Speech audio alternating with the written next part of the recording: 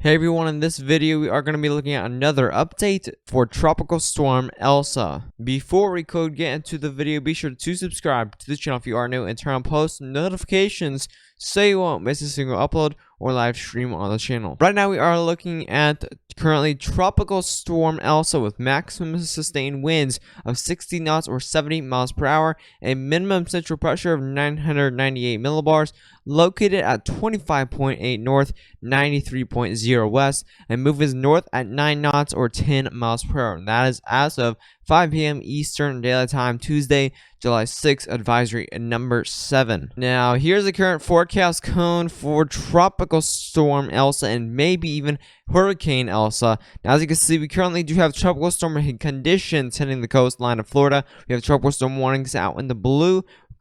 Currently, tropical storm watches out in the portions of the Georgia coastline and South Carolina coastline. We even do have some more tropical storm warnings out for the Georgia coastline there.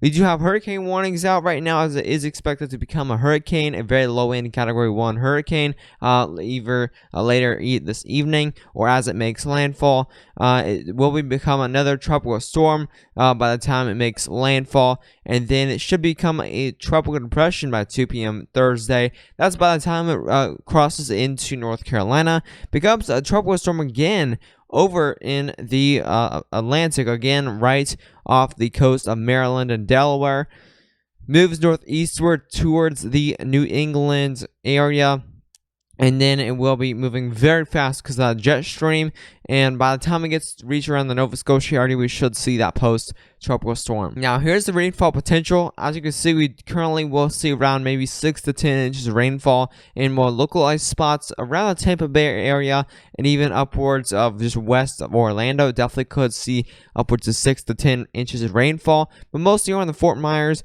Tampa Bay area will see those most rainfall. And you will see mostly widespread 4 to 6 inches of rainfall over there in the yellows. Over in the dark green, you will see very widespread 2 to 4 inches of rainfall. And in the light green, you're going to see around 1 to 2 inches of rainfall. Now, here's the risk for flash flooding for Tropical Storm, or soon-to-be Hurricane Elsa. As you can see, we do have 2 moderate risk areas, which is a 20% chance of flash flooding in those red shaded regions. That's where you will be most concerned, as you will see the most greatest threats for flash flooding throughout the next 3 days. For those yellow areas, you are going to see around a 10% slight chance for flash flooding in those yellow shaded areas, and a very widespread marginal risk. You do have a 5% chance for flash flooding over the next 3 days. Now, here's the storm surge graphic as of around 5 p.m. Eastern Daylight Time. As you see, you definitely expect around 3 to 5 feet of storm surge between Inglewood and around the Ucula River of Florida. Definitely Tampa Bay is going to see upwards of 3 to 5 feet. More of the Fort Myers area will see around 2 to 4 feet of storm surge.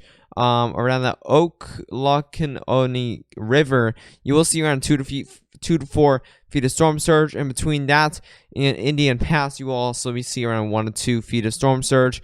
Over near more southern Florida, right near Naples, you will see around 1 to 3 feet of storm surge. And we are getting those storm surge graphics out now for Georgia and South Carolina. Definitely expect right now at least 1 to 2 feet of storm surge. Now, if we do look at the aircraft recon that is in Elsa right now, those purples are upwards of 64 knots of winds. And that is really, really close to that hurricane strength. Right now we are seeing around 70 mile per hour winds, and that's about 60 knot winds. So as you can see in those purples, we are seeing 64 knot winds. So we can definitely see a hurricane status within the next advisory. Make sure you're on the live stream for those latest updates, by the way.